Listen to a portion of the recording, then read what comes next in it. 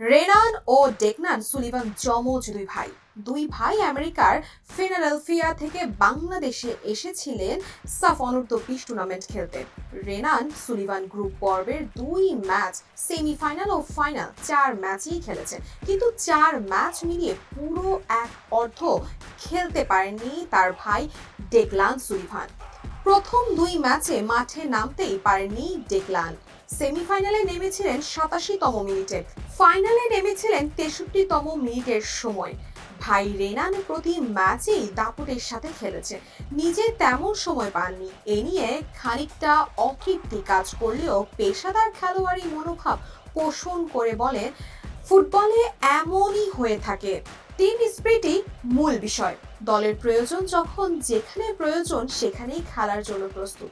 সামগ্রিকভাবে আমি সন্তুষ্ট। ডেকলান সুলিভান মূলত রাইট ব্যাক ডিফেন্ডার হলেও সাফ অনূর্ধ্ব-20 টুর্নামেন্টে আক্রমণের সহায়তা করেছে একাধিকবার। ভাই রোনান গোল করেন 4 ম্যাচে 2টি।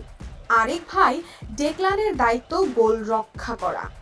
নিজের ডিফেন্স নিয়ে ডেকলান বলেন, ডিফেন্স আমার প্রধান দায়িত্ব, পাশাপাশি আমি আক্রমণও করতে পারি। দুটির মধ্যে সমন্বয়েও আরও উন্নতি করতে চাই।